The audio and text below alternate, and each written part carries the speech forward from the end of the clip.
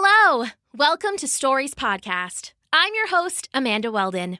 Today's story is called The Great Playground Leap, an original story written for you by Daniel Hines. Thanks! Enjoy the episode! The Great Playground Leap.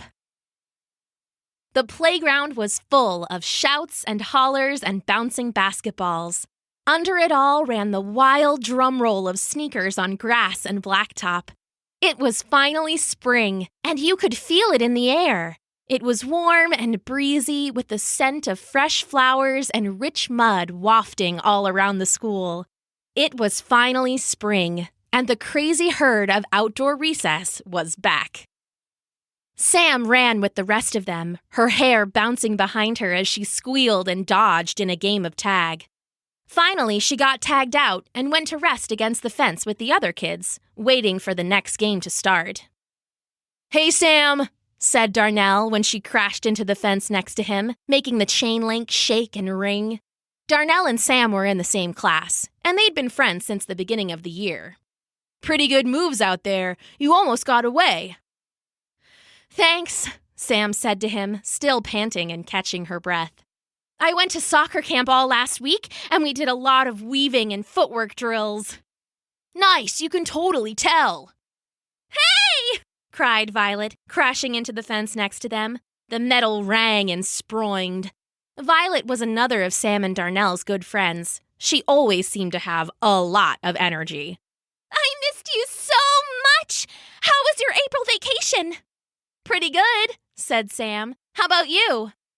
"It was amazing! I went to my Nana's house and hung out with all my cousins. I have like 10 first cousins, and we all played in her pool and then had a big sleepover in the living room. We stayed up way later than we were supposed to. It was so much fun!" "Sounds awesome," said Darnell. "Yeah, sounds like fun," agreed Sam. "That's nothing," came a loud voice from further up the fence. "Oh, no," said Violet. "Here comes Brandon. Shh, be quiet." "It's too late," Sam said with a sigh. "He already heard us." "Sounds like a fun week, Violet," said Brandon. "But mine was even better." The kids rolled their eyes. Brandon was in their class too, and he was always telling big stories that were basically never true. Like after Christmas when he told everyone he had to help Santa deliver presents. Or last summer when he claimed he spent a month living with some wolves after his parents forgot him at a national park. Sam, Violet, and Darnell all thought it was pretty annoying. Brandon stood there, looking at them expectantly. "How was yours better?" Violet asked finally. "Well, I went to my Nana's too, but she lives in a mansion. A giant one. And she has a pool, too. It's huge. And she actually has 2 pools now that I think about it. Yeah, 2 pools, and there's a water slide that shoots you from one to the other. Plus, I have like 20 cousins, and they're all older and really cool. They taught me how to do a super secret pool dive that no one knows. Oh, and my Nana actually got duplicated, so now I have 2 Nanas." Violet rolled her eyes again, but Darnell had to ask. "What do you mean your Nana got duplicated?" Brandon's eyes widened for a second, and then he continued. "Well, you see, there was this cloning lab that she was working at. You know, like as part of her retirement. They wanted to clone her chocolate chip cookies because she invented them. Did you know that? Anyway, she invented them, and hers are the best ever, and they wanted to clone them, but she tripped when she was carrying the tray and fell right into the cloning machine, and now I have 2 Nanas." Darnell, Violet, and Sam exchanged uncomfortable glances. "Right," said Sam, trying to change the subject. "Darnell, how about you? How was your break?" "Oh, mine was so cool. We took a day and drove to an amusement park, and they had this roller coaster called the Swirly Bird, and it went upside down and everything. I rode it with my dad, and we both screamed the whole time." Sam and Violet laughed, but Brandon cut in again. "I went on a roller coaster, too. It was actually even crazier than that one, Darnell." "You said you went to your Nana's house," said Violet. Brandon's eyes did that wide thing again before he responded. I did, but that was only one day. The next day we went to an amusement park and I rode a coaster that did double loops and has the highest drop in the world. Really? Said Violet. What was it called? It was called, the Swirly Bird 2. That's right, Darnell. It was the sequel to your roller coaster and it's even crazier. Sounds cool, Brandon, said Darnell.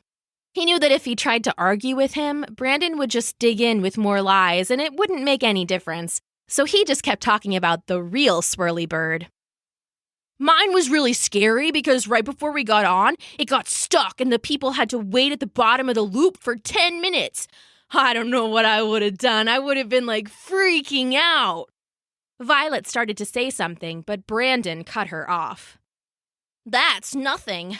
While I was in the middle of the double mega loop, my seat restraint thing actually came undone.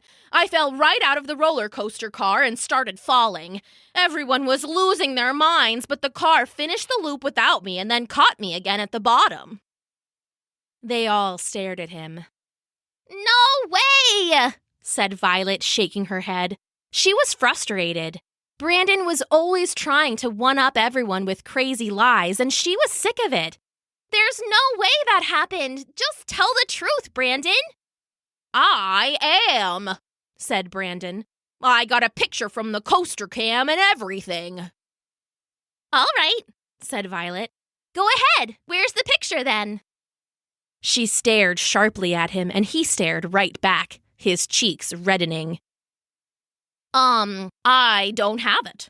Security stole it from me because they didn't want anyone to know that someone fell off the ride.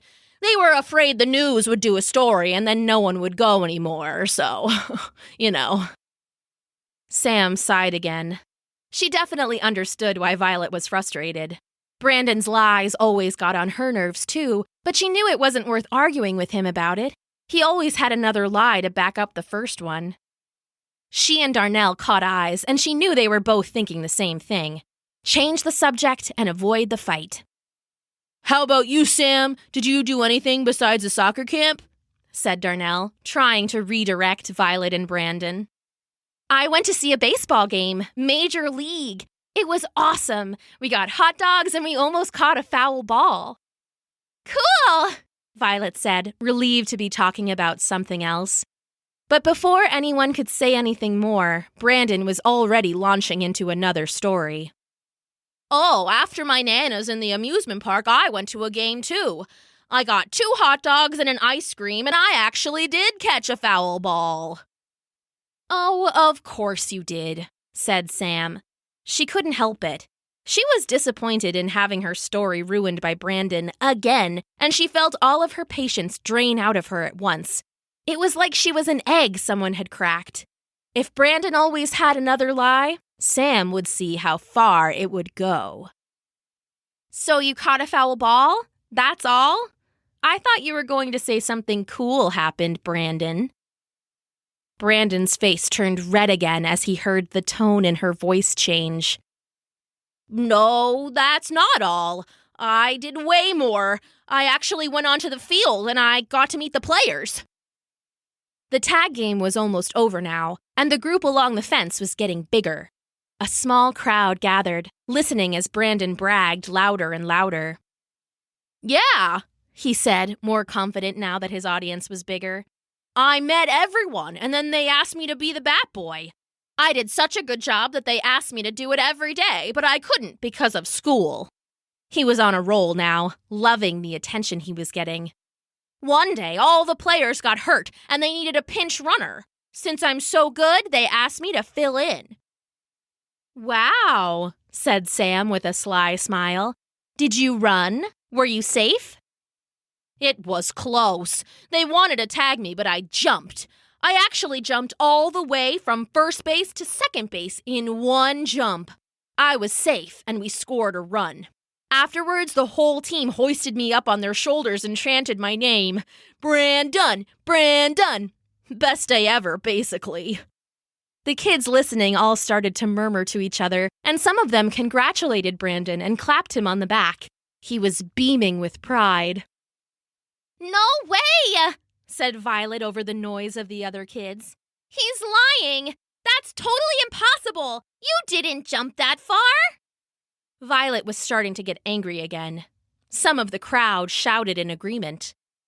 "I totally did. Maybe it would be impossible for some people, but I guess I just have superior jumping skills. You can call me the Jump Master 5000. That's me." "Okay, Brandon," said Sam. "Jump Master 5000, he corrected her. "I'm not calling you that. How about J Master 5K? "Enough," said Sam. "If you're the Jump Master, then do it again. Right here, right now." Her voice rang out over the suddenly silent kids. The entire group looked from her to Brandon and back again. "Now?" squeaked Brandon. "Well, now, I don't know. I mean, now, isn't the bell about to ring?" "The bell isn't going to ring for another 10 minutes, said Sam. "It won't take 10 minutes to jump, will it?" "I mean, no," said Brandon, trailing off hopelessly. "I think you should show us," said Violet. "Yeah, show us the jump, Brandon," said Darnell, and other voices echoed his. "Show us the jump! Come on, jump!" Soon everyone was chanting, "Jump! Jump! Jump!" Seeing no way out, Brandon let himself be dragged over to the baseball diamond and thrust onto first base. The chanting continued, and Brandon took a step back, planting his feet. "I don't know, guys. The dirt here is a little different, and I don't have my lucky cleats that I got from Bryce Harper, and, He trailed off, seeing no one was listening. Eyes wider than ever, as though he couldn't believe what was happening, Brandon took 2 giant steps and then leapt into the air.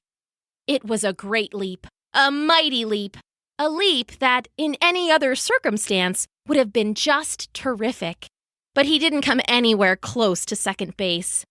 Instead, he fell hard on his butt, right in the muddy base path. For a moment, there was nothing, and Brandon wondered if maybe he actually had made it, or maybe nobody saw and everything was fine. But then the crowd burst into laughter, and he turned bright red and laid back in the mud, covering his face with his hands. "Maybe if I wait here long enough," he thought, "I'll just sink into the ground and disappear." He had never been more humiliated in his life, and he knew it was his own fault. The crowd slowly drifted away, no longer interested now that the show was over. Sam watched Brandon hiding behind his hands on the baseball diamond, and her smile faded away. She had wanted to stop Brandon's lying, but she hadn't wanted to embarrass him. Not like this. "Come on, guys," she said to Darnell and Violet. "Let's go get him up." Her friends nodded. Sam could see in their eyes they felt the same way. "Hey, Brandon," she said. "That was a pretty great jump." "Go away," he said. "Come on, play tag with us," said Darnell. "Yeah," Violet chimed in. "There's still like 8.5 minutes of recess left." He sat up slowly, brushing the mud from his clothes and hair. You still want to be friends with me? Even though I can't really jump all the way to second base?" Sam laughed. "We never cared about that. We just wanted you to tell the truth. We like playing games with you. It's the stories you make up. It's like you're always trying to be better than us. That's the part that feels bad." Brandon stood up, cleaning himself off and shaking his head. "It's just that I'm always worried that people will think my real life is boring. Like over vacation, I built some new shelves for my comic books with my dad and then reorganized them. That's really lame, so I made up stories that wouldn't make me look like such a nerd." "Dude," Sam said, looking from Brandon to Violet and Darnell and back again.